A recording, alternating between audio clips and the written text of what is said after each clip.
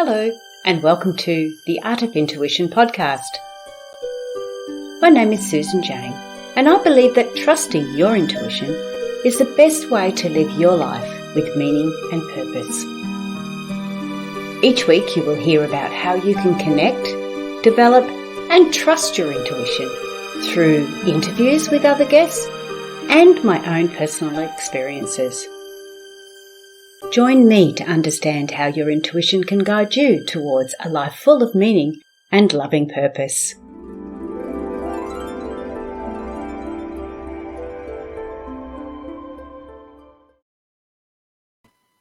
Hello and welcome to the Voice of Intuition podcast. My name is Susan Jane and I'm your host for this podcast. And today we have got a very exciting guest on.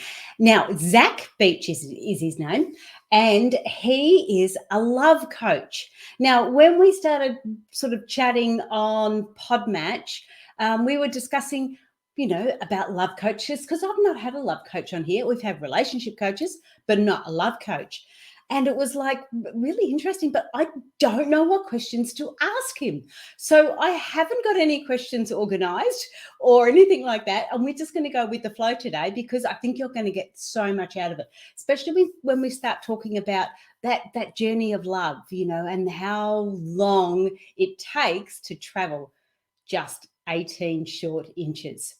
But no further ado. Remember to subscribe, share, and like the podcast so everyone else can enjoy it.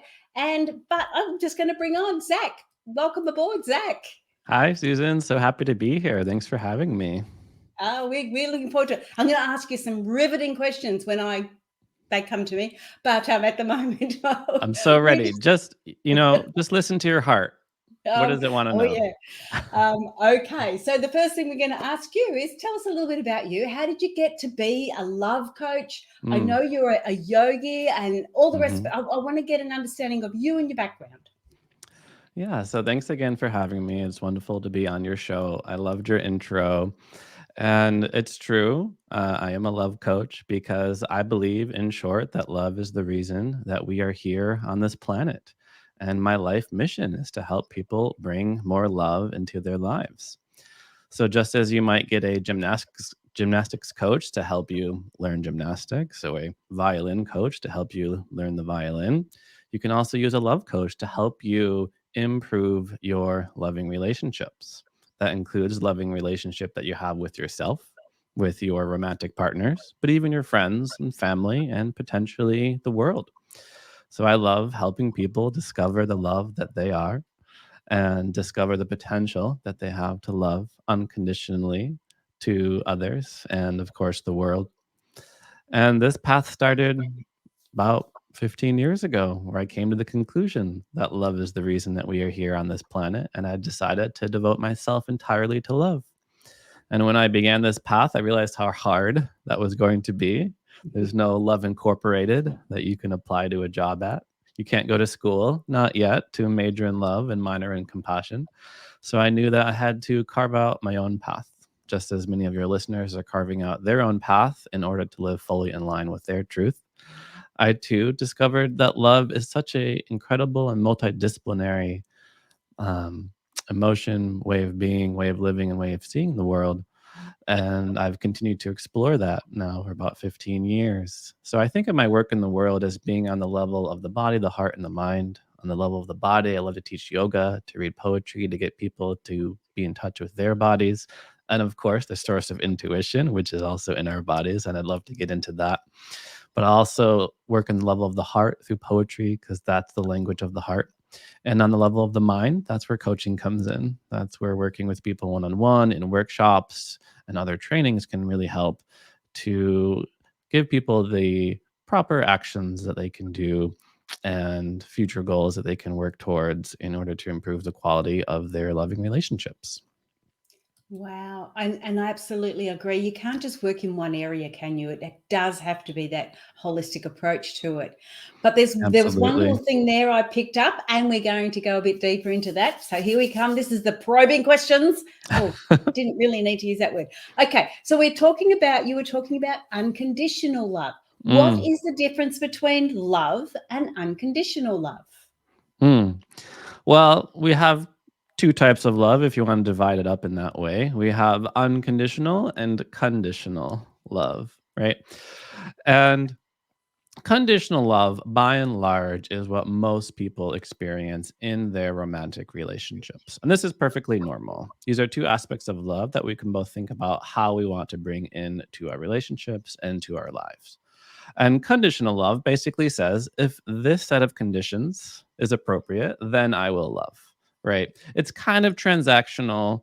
And some people poo poo conditional love and say that's not real love. But I think it's an important aspect of love that we can bring into our lives because it is important in self love to have proper boundaries. And if somebody crosses your boundaries, that you might need to take them out of your life, for example. But by and large, conditional love says if you do these things for me, I will love you. And this is what we do in romantic partnerships. If you compliment me and be nice to me and meet my needs and do all these things for you, then I will love you. If you do this thing that I don't like, I'm going to stop loving you. That's another condition that we have, right? So, conditional love is all the things that we need in order to love somebody. And unconditional love is loving with no conditions whatsoever. So, it's Wow. saying, yeah. That is going to be challenging. Okay. Yeah. And a bit more about that bit. Yeah. So, unconditional love is an intention that we can all set. Some of you might know the Rumi quote that our task is not to seek for love, but merely to remove all the obstacles against it.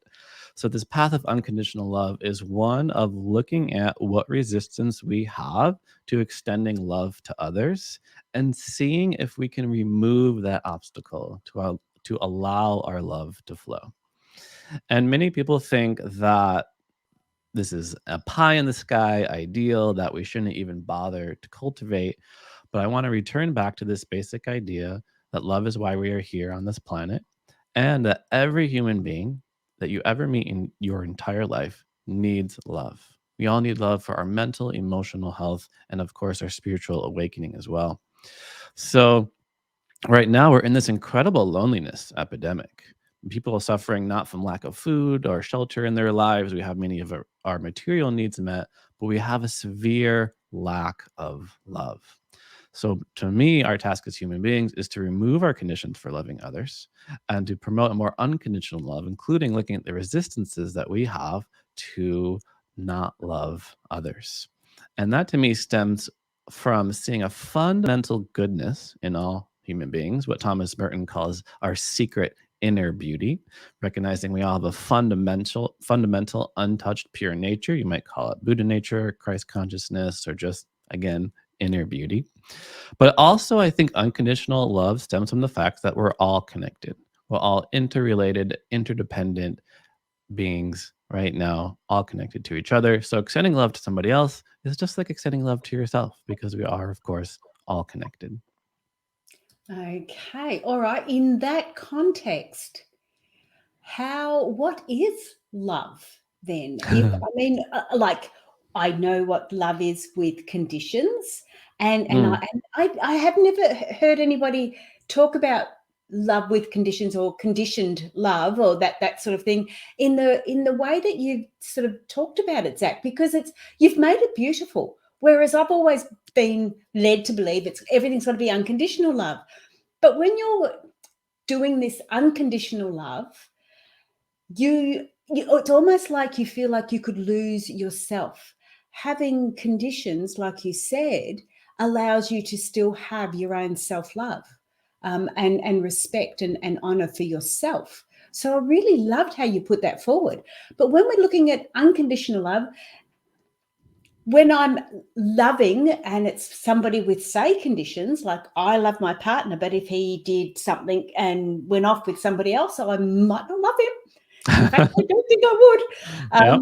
So it is a condition, and I accept that, but that's also part of me and how I feel. So if I've got to give unconditional love, does that mean I have to accept everything that everybody else is doing? So there are a lot of questions there. I'll answer Sorry. your most recent one, which was does unconditional love meaning accepting everything, being in a rug, letting people walk over me? Absolutely not. Our task as human beings is to love everyone, including ourselves. So you're also somebody you get to extend your unconditional love to. Part of our unconditional love for ourselves, as I mentioned before, is setting appropriate boundaries, right? And it is true. Much of our romantic love is very conditional. I remember I had a coworker. He was married for 20 years. He had 3 kids, and then he said, "I divorced my wife after that period of time." I said, "What happened?" And he said, "She cheated on me." And that was it. 20 years gone.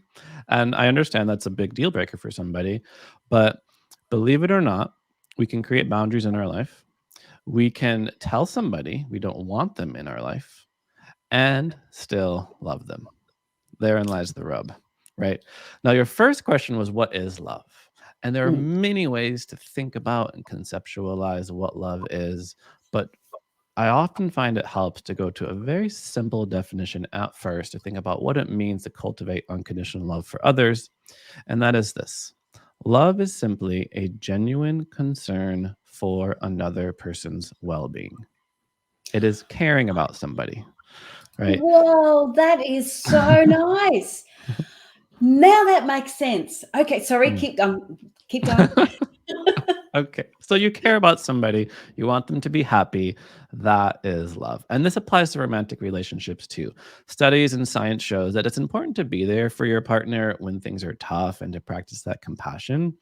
But the reason loving relationships are wonderful is because they bring so much joy into our lives. So often, happy, successful partnerships are those that rejoice in each other's joy, are those that feed off each other in what we call positivity resonance, which is another definition for love that I sometimes use.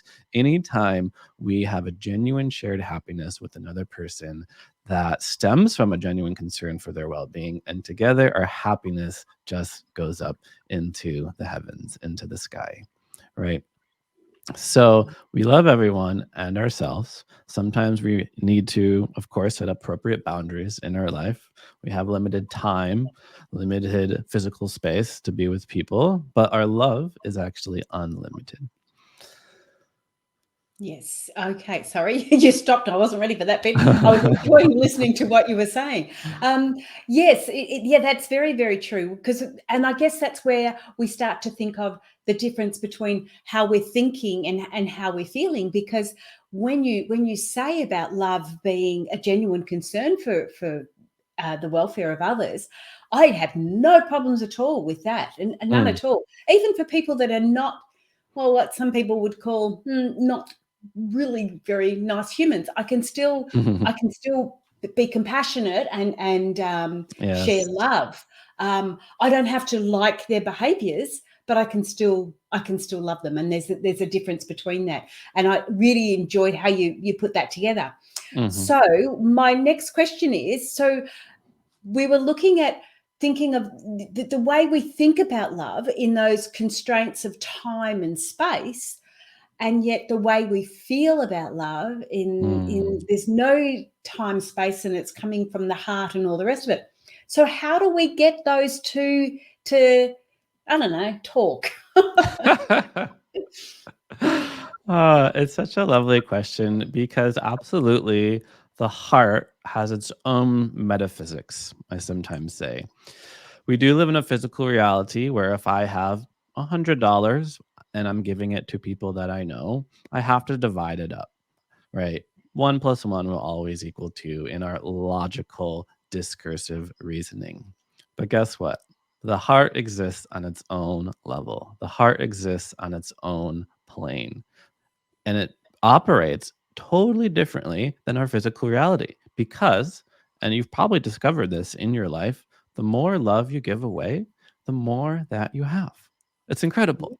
And if you Yes. ask any parent of multiple children, right, when you had your first child, you had this much love, and then your second child, did you divide them up? And the person's like, absolutely not. What are you talking about? The more children I had, the more abundant love that I had for them.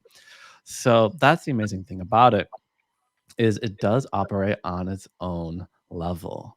And how do we get the two to talk to each other? Well, by integrating our body, mind, heart, soul, spirit. This is why I'm a little biased when I teach and talk about yoga because yoga means unity or yoking or bringing together. And to me, that's what it's all about, is unifying these different levels of our existence. But what's really the most important distinction when we talk about how do we reconcile, say, like how the mind wants to think about things versus the heart, is this is a journey. And most people that you find on the street walking around, they are living from shoulders up. We are lost in thought, believing everything that we think. And by and large, our mind is what we call our master, but we have to turn it into a slave, right? We have to, it's just one tool. Our logical and discursive reasoning is one tool, but we can call on other tools in our being, like our intuition, like our heart space, to experience life in a totally different way. Yes. Oh, I love that. And so when we're talking about that journey, that's where you've said it's the 18 inches from the head to the heart. Um, Yes.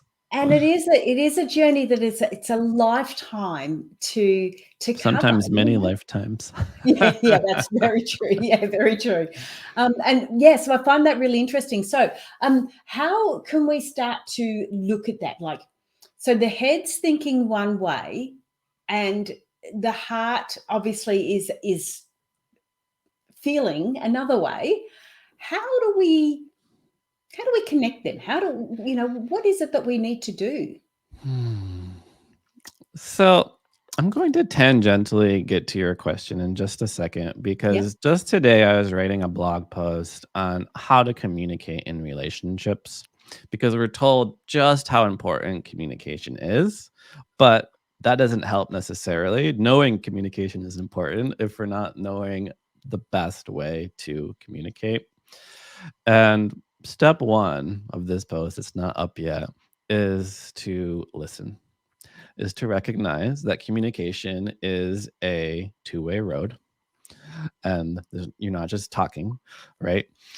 And the thing about this, and this is what I found, this is what I teach, is by and large, listening is one of the most challenging aspects of being human. You think quantum physics is hard, you think rocket science is hard. None of those things are as hard as actually listening to somebody.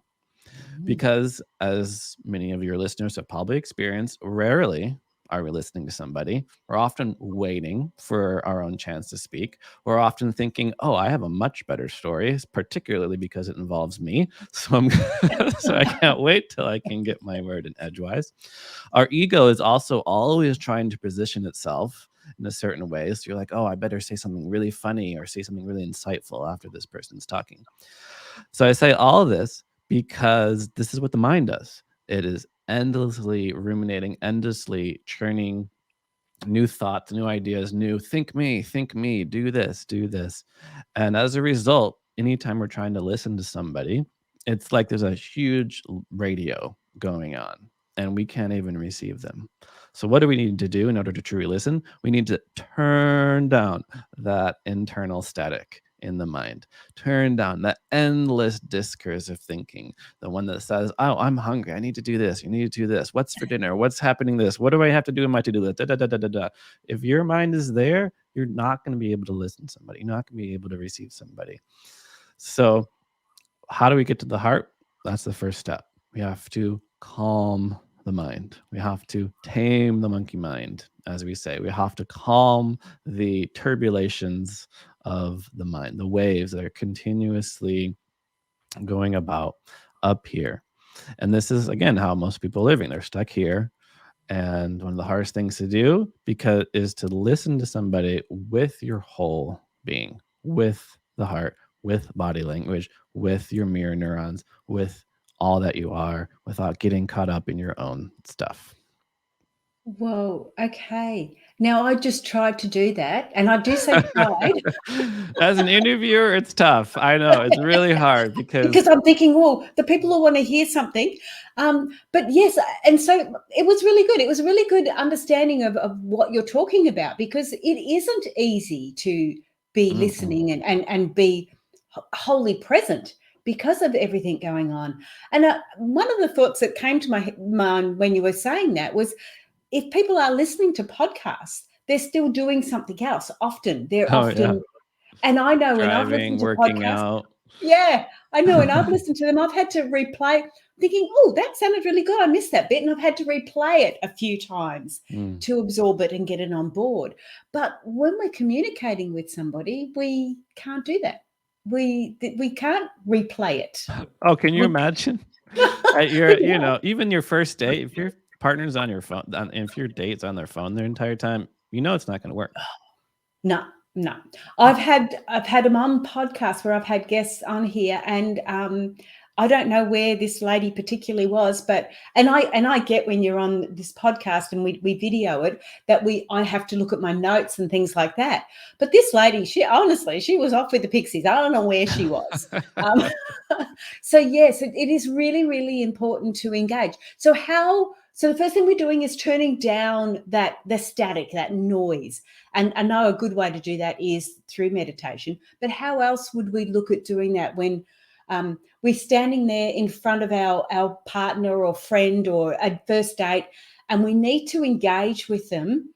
And I don't have time to do a 10-minute meditation to get my head in the right space. How do I do this? I love that. I don't have time to do a 10-minute meditation because the saying goes that the degree to which you can't sit down and meditate for 10 minutes is the degree to which you need to sit down and meditate for 10 minutes. Yes. So I do realize your example is facetious, but I'm like, you know what? That might help. Like the next time you're like talking with somebody, be like, let's pause and breathe for 10 minutes and then continue this conversation. Oh. And the whole thing will transform, right? So, but you also answered your question in a number of ways. One is you mentioned removing distractions, right? And this is what's also so important. But when we get down to brass tacks of listening, I just use what the couples therapist Stan Tatkin says. He says, eye to eye, face to face, hand in hand. Right. This is what Oh, we need to, like, if we're communicating with our partners, right? yeah. Because we communicate so much more than simply the dictionary definition of the words that we're using, right? Mm, So this is also another reason why listening, of course, is so hard, is because there's all sorts of other meaning that is picked up by our being that the mind doesn't quite register or at least bring into our conscious awareness, but we can sense it. So a huge part of that is body language. Huge part mm, of that is facial expressions. Huge part of mhm. that is just somebody's tone. And we're communicating two ways. So you too are communicating things through your own bodily expression, through your own tone. And again, if your mind is distracted, then you're not going to be able to fully receive this person. So I wouldn't necessarily say like a 10-minute meditation, but you can at least bring a certain level of intention, the same way that in a meditation practice, you might spend a few moments centering yourself, removing distractions, turning off your phone. So too, if you want to really be with somebody, you can take out those external distractions. You can spend a few moments breathing together, tuning in to each other, listening to more than their words, seeking to empathize with this person, and really seeking to understand. Right. This is another thing that comes up many times in relationships is people want to be right. Right. And there's a Yeah, poem that, along the lines of, if we are arguing to be right, we have both lost. yeah. And you want to argue to understand, to empathize, to see somebody else's point of view. So that's also part of that ego, that static that we're trying to turn down, is that desire and need to be right and thereby make your partner wrong, rather than do quite the opposite, which is recognizing that any two people have their own valid subjective realities. So when you are listening to somebody, your goal is not to agree on one objective reality, which is going to be yours, but to recognize that there are two subjective realities in this space. And your job, I'll put it that way, is to seek to understand that other reality. Oh, I love that. Okay, and it's so true, isn't it? Because we're seeing things from our own perspective. We're not seeing it necessarily from their perspective. But Mm. I like that is something you can do. You can get rid of the distractions. You can make yourself present and be there. And I often see that in with children. Oh, hang on, I'd put my hand up to this one. You know, yelling at them from the kitchen because they've got the TV going and everything. Well, we didn't have internet in that case, but they've got the Mhm. TV going, and you're trying to communicate with them, and all you're really doing is just yelling, and it's not getting anywhere.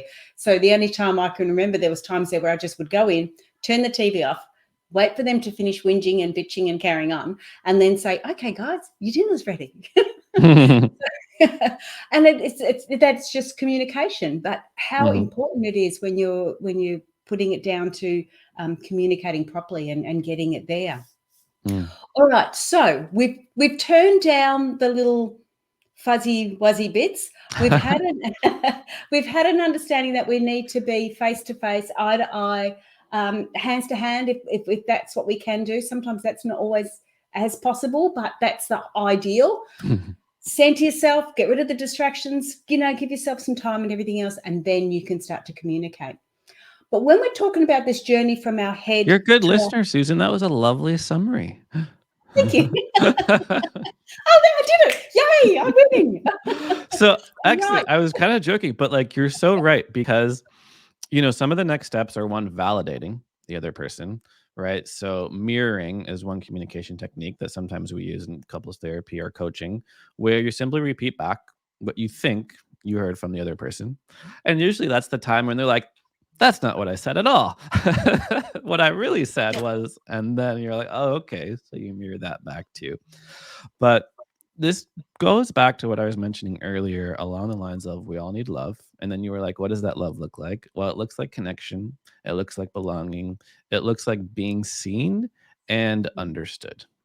It also looks like being accepted for who we are, just as we are. Right. So another thing many people have probably experienced in communication is you present some problem and then suddenly the person tries to fix it Yeah. rather than just be with you in this problem. So some of that static is turning down the judgmental mind. Sometimes it's turning down the fixing mind.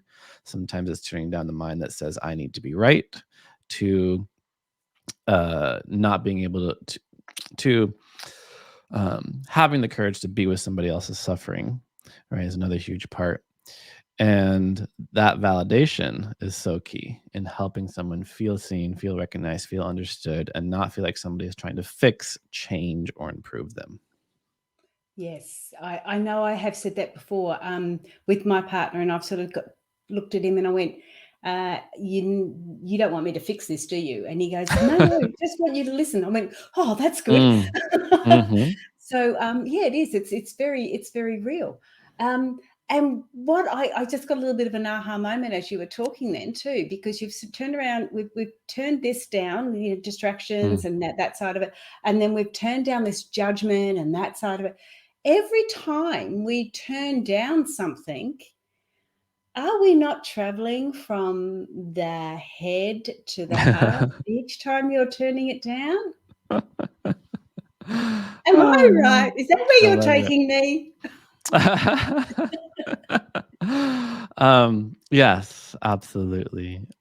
It's so funny because I know a lot of today's episode is going to have an emphasis on the heart because that is where our love comes from. But this is also a journey into our bodies. And I was thinking about this art of intuition. And you probably know that in our stomach, there's 500 million neurons. In our heart, there's about 40,000. And our stomach, our heart sends way more signals up to our brain than our brain sends down. So it's absolutely true. The more we come into our bodies, the more we get tapped in to an understanding and a wisdom that goes far beyond the rational, discursive thinking mind. Because by and large, our as amazing as the human mental capacity is, like all our technology and scientific advancement is, our brains are so limited. Like if I give you a 15-digit number right now, you would not be able to memorize it. We can have like 5, 6, 7 digits in our head, at one time. So our bodies are taking in tons of information continuously that we're not consciously aware of. And this to me is the key to intuition. It's also the key to living from the heart, is getting in touch beyond simple thought and getting in touch with feeling, getting in touch with our intuition. And this is where we say, I have a gut feeling about this, right? This is our Mm. stomach sending us information that we're not quite ready for. So absolutely, we're journeying down into our bodies, into our souls. And what do we find along the way? We find our heart, we find our breath, we find our gut, where we get all sorts of important information from.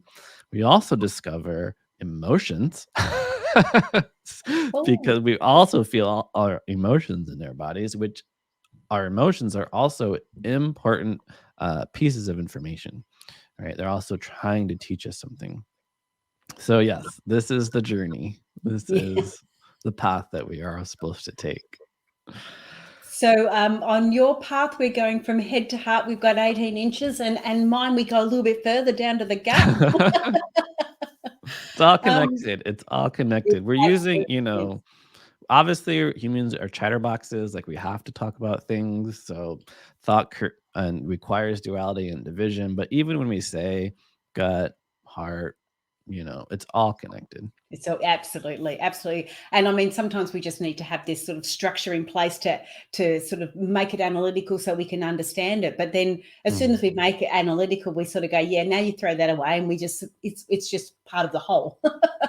So yeah. Before I Yes. go any further to Zach, Zach's main link, if you want to connect with Zach, is at Zach Beach Love. So that's with all your social media aspects. Yep. Hmm. Yep. And Zach's got a book out too. I'm just going to put that up on the ticker tape. And the book is called Pebbles Hmm. by Zach Beach. And Pebbles brings a mindful awareness to the ocean of small beauties all around us. And I just wanted to bring that forward because Pebbles is actually a book of poems written by Zach. And I know that you had one for the heart area. That's no, poems were about the heart, weren't they? Or the communication of the heart. What did you say? You said something really nice. Sorry. Oh, right.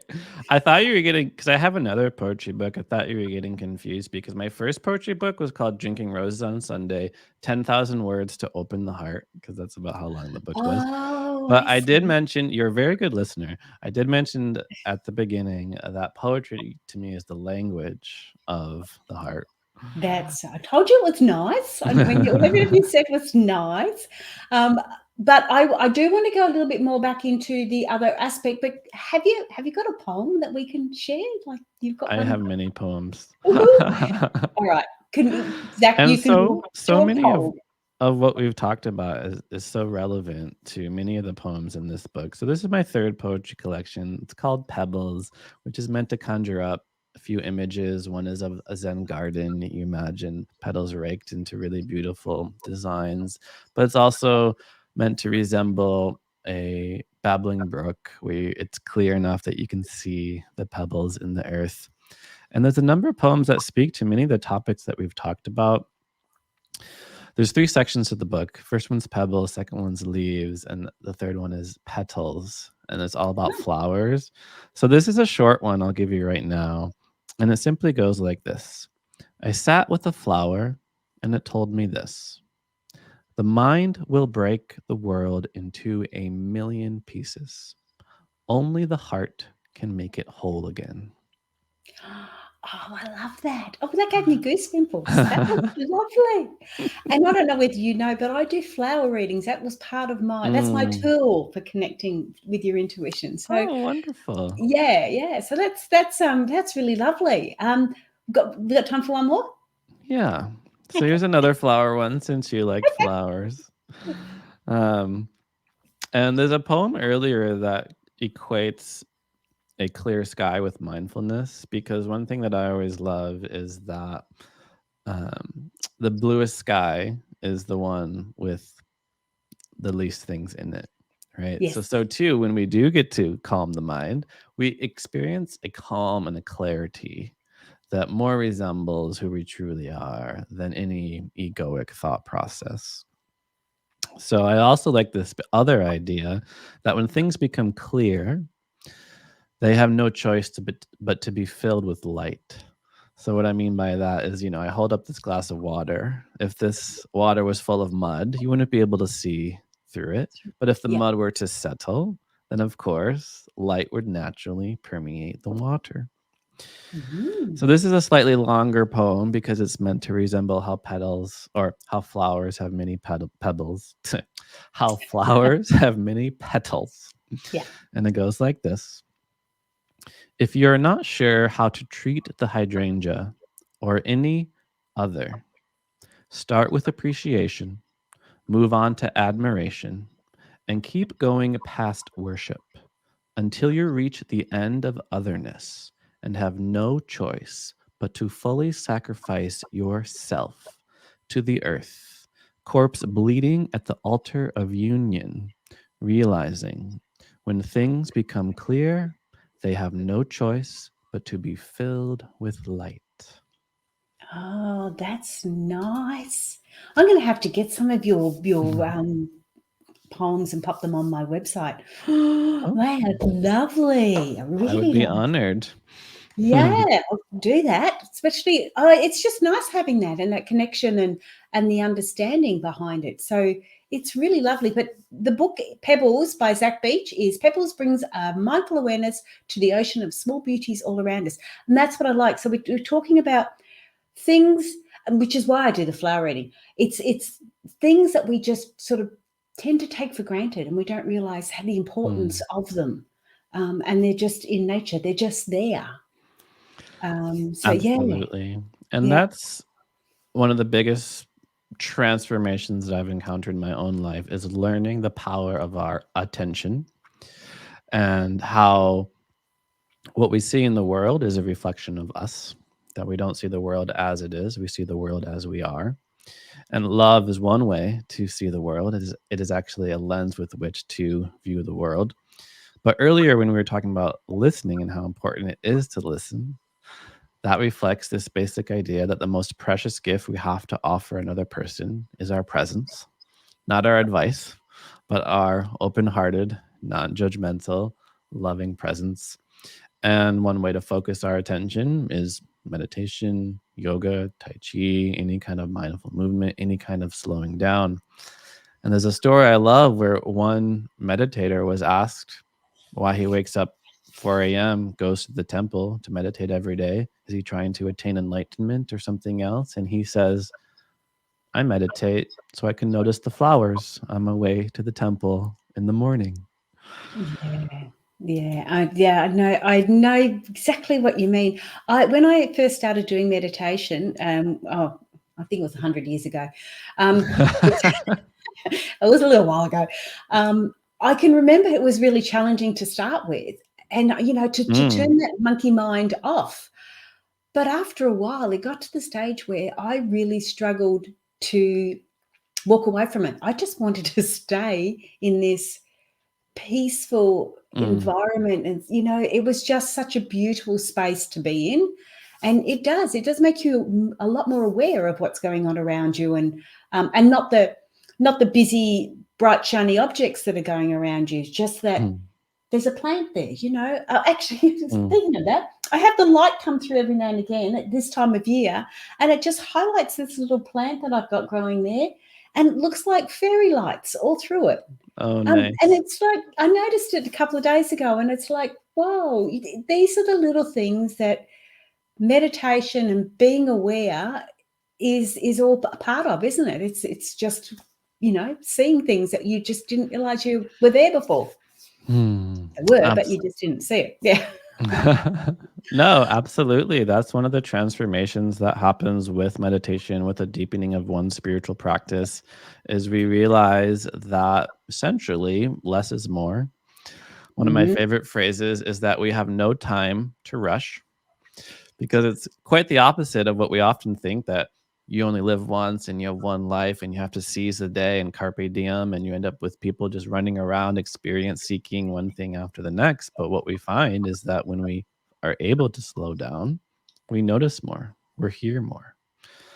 So Mm. I know you also use the term monkey mind, and I used it too earlier on in the interview. And sometimes I feel like the monkey mind is almost an overused metaphor. And I sometimes call it the puppy mind Oh, because we can bring a level of love and affection also to our experience because some people get so serious in their meditation and they try a certain level of focusing, but it's just a puppy. It's going to chase after the butterflies and chase after the string because that's what a puppy does. And you would never like hit a puppy, right? It just has to be yeah. trained, right? And it has to mature. And exactly what you're talking about is an appreciation for simplicity, silence, calm, less what we have more than getting more things and material wealth. These are all natural consequences of a calm mind and peaceful way of being. Oh, I really like I'm gonna use that. I love that idea, the puppy mind. It just Mm. it feels like it's not so scattered that we can mature into it. We can grow into it. You know, we practice makes perfect. Well, not that you want to be perfect, but still practice does. So yeah, I really like that. That's cool. Now we're getting a little bit low on time. I wanted to ask, I just wanted to reiterate actually. So when we're doing this huge lifelong journey that's 18 inches long, the first thing we're doing is we're starting to turn down the static, as you called it.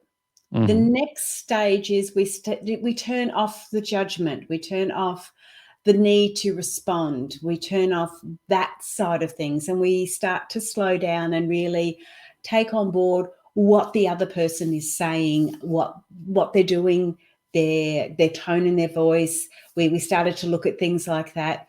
And as we're doing this, we're making that journey. And naturally, there's going to be times where we whoop, straight back up here again, and it's like, oh no. But we need to be aware of that, and then we let that journey and we drop into our heart. So that's sort of what I saw the story being or going along as. Um, can you give me an idea if that was sort of right, or have you got any other wonderful messages you want to share? So you're an amazing listener. That's exactly how it works. And it was interesting listening to you because in describing the process, I noticed how you started to slow down the pace Yes. of your words because that is what it's all about. I sometimes hesitate to use the word attention because I think people have this image of being in school and the teacher slaps the desk and says, "Pay attention," and you wrap your feet around around the legs of the chair and sit up straight. And we think it's a level of focusing and concentration, but that's not it at all. If we really want to listen, it involves an openness. It involves an allowing, right? So there's a few stories around enlightenment and meditation that get passed around and told again and again in spiritual communities. You've probably heard them. And one of them, a young disciple goes to their master and says, "How long will it take me to become enlightened?" And the master says, "Oh, 10 years." And he says, "Oh, what if I try really hard and I work twice as hard?" And he says, "Well, in that case, 20 years." And then he's like, "What? That's not fair. You just said 10 years." And he's like, "Well, in your case, 30 years." And this is the paradox of life is often by letting go and allowing, we make space for whatever it is that we were seeking and trying so hard in order to get. So sometimes I say the heart longs to be open. It's like a flower and it wants to bloom, it wants to open. And we simply have to create the space to allow that to happen. So, another enlightenment story is when um, another disciple goes to his teacher and he says, "How long will it take me to become enlightened?" And a lot of Eastern cosmology is in the metaphysics of karma and reincarnation. So he says, "Look over there. Do you see how many leaves are on that tree? And that's how many lifetimes it's going to take for you." And the guy didn't like that answer. So he's like, "That's ridiculous," and storms out of the room. Another person walks in, how long will it take me to become enlightened? And he says, do you see how many leaves are on that tree? That's how many lifetimes it's going to take. And he looks at it and says, oh, is that it? And in that moment, awakening. And Yeah. that, suddenly, Mm, that's awakening. yes. So slowing down, relaxing, opening the heart, opening your ears, silencing the mind. This is our task, the ultimate task to ask of any human being. And as far as love goes, it is just across the board, because it doesn't matter who you're talking to, whether it's a close partner or the person serving you at the local, shop. We're doing the same. And I guess that's one of the things I've always done. Every time I go through the shopping centre, I always talk to the person who's serving me. I always acknowledge them. And that's part of connecting with others, even if we don't have to or don't need to. We can do that, and it doesn't cost anything, and it's really nice. Gosh, It's it's nice. true. Love is free. You I can offer it know. to anyone. And I can you are do as much tapping as I like. into unconditional love and what it means to love everyone. And there's two main ways that I find we can extend love to others. One is through loving kindness, as you probably have heard this idea of metta or maitri. And loving kindness is that goodwill towards another human being. So sometimes I love to walk down the street and just repeat loving kindness mantras to everyone that I see. I could be on the bus, I could be somewhere else, grocery store, person you see, loving kindness mantra. May you be happy, may you be free, may you touch great and natural peace, may you know the natural joy of being alive, all of these things. So we can extend our goodwill to others. But another really powerful mantra that I found is what's known as the just like me mantra, which is another way of extending love and connection to another person. Is you just repeat, that person is just like me. That person, just like me, has hopes, dreams. They want to be happy. They don't want to be sad. They've made mistakes. They're trying their best. They have fears and things they are ashamed of, and emotions and people that they care about, and lost ones that they've loved, just like Like me. me. Yeah. Wow. That was so well said. I'll give you my little version of it. Hmm. You're gonna Tell love this. me. Okay. I wasn't as good as that. Absolutely not nearly as good. So my little goal was, if somebody was giving me a hard time, or I was, having issues with somebody, or didn't feel comfortable, or I would turn to them and shoot them with rainbows from my heart. Shoot them. I would just, here, have some rainbows, have some. And I had rainbows because I couldn't do a color, because it was like, no, I want to give them some love, want to give healing, want to give light. And it was like, oh, give them rainbows. So I would shoot them with rainbows, but I had to face them. So it came from my heart. It was really strange, but it was the same token. I didn't have those beautiful words you had going, but I was sending love. So yeah, I was just shooting them with love. It was just all these lovely rainbows, and I could visualize it, and I could do that. And it was really funny nowadays. Whenever it happens, it's just like straight away I just turn to them, and I'm instantly giving them love, And they light, and know, they healing. feel it, Yeah, like yeah.